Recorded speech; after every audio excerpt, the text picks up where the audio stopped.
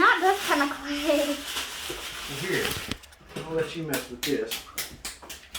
We'll go ahead and before we start turning, you can hang on to that, start feeling what that kind of feels like. Oh. Look at him. Look. Cool.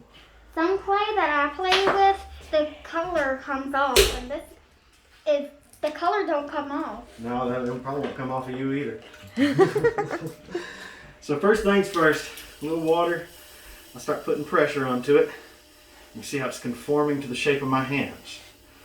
Just kind of throw the thumb over the top. It has to form to this shape right there. So what I want to do is kind of start pushing at the bottom, and that starts to force it upwards.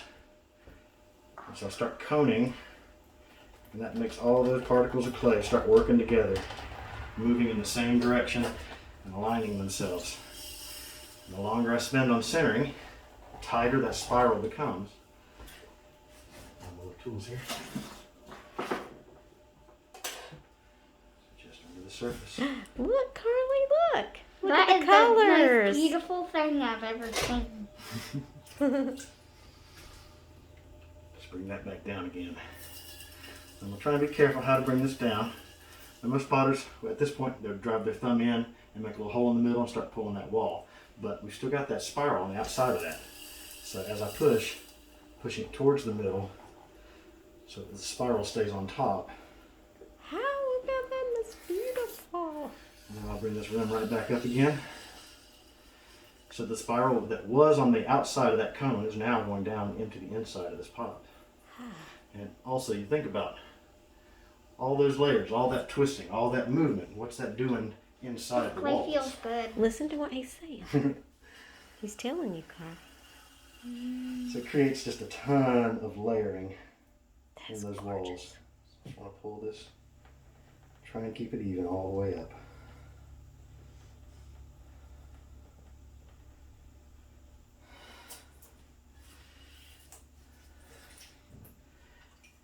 I'll go down for one more pull here.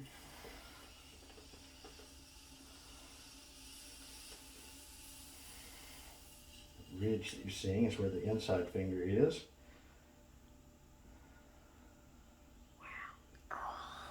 And it just gets a little taller just by pulling. I'm not going any thicker or thinner. I'm just holding the same thickness right up the wall. That's beautiful. Just a bit more out of here. It's magic. Sure looks like it. It really does. It's so awesome. It's just a lot of practice. I've been making So, pots for 26 years. That was full going time. to be my next question. Yes. Well, you don't even look like you're at 26. Thank you. I just turned 46. Wow. Well, this must be good for you then. That's clean living, right? Yeah. Oh, that's beautiful. Look at it, Carl. Put that down and listen to what he's doing right now. Isn't that beautiful? Nice spiral out there. And we also clean this water out of the inside of it now. Wow. That water would just eat right through the bottom of this thing if I left it.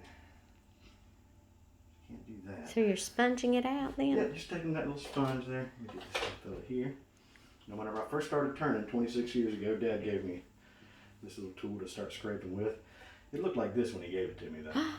How about How that? much it wore down. Just, it's a piece of metal, but it's wearing down because this clay is acting like sandpaper. Just slowly wearing it down. Scrape the inside. That's beautiful. And scrape this rim also. And it's a beautiful cup now. That is gorgeous. Mm-hmm. I love those colors. No, you could actually use that. Oh yeah. Not yet, but Yeah, you have to wait for it to dry. once it's dry, then we put it in the kiln. And the first firing goes up to about 1800 degrees. And that just starts to change it, starts to crystallize that clay just a little bit and melt it. And so we'll let it come out of the kiln. I'll apply the glaze to it. And the glaze firing goes up to about 2200 degrees. That melts the glaze and the clay a little bit. Then we have a rock. It's just like a really solid piece. Cool. Now from there, I'll do the carving. Let me see when these guys can be cut on. I think I can cut this He's a little wet. These are all just a little bit wet, but I'll do a quick cut. I won't go too far because I don't want to mess him up. No. Just touch, don't squeeze. You feel that moisture still in that piece. Uh-huh. Right? It's not going to collapse in my hands though, like that one that I just made would. So we just cut against the grain and hiding inside of all this layering. Look. The way that that clay is moving up inside the walls, you start revealing this really cool stuff. Hiding. Yes, it is. How neat. So I don't know if you've driven through the mountains before. Mm-hmm. But when you drive through the mountains, you look at where they cut the road, and you see the little layers of rock. Mm-hmm. Right? And that's the way that the tectonic shift moved these rocks in different ways. That's kind of like what's happening. I've on a been to tiny mountains scale. like 3 times, probably. This guy's way too wet to work with this. I'm going to leave him alone.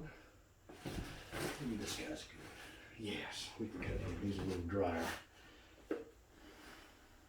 He sounds dry. Yep. This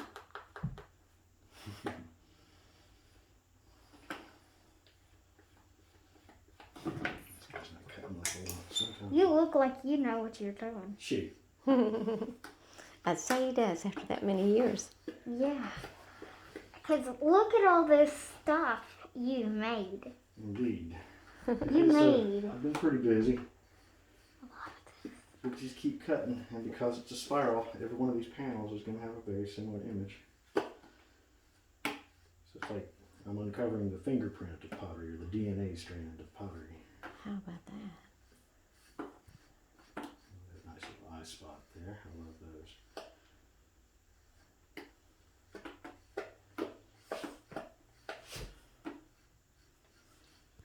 I think this clay is like just getting softer in my hands by just holding it. It'll very gradually start to conform to your hands. Let's actually go ahead and start sculpting a bit though, because that's really fun.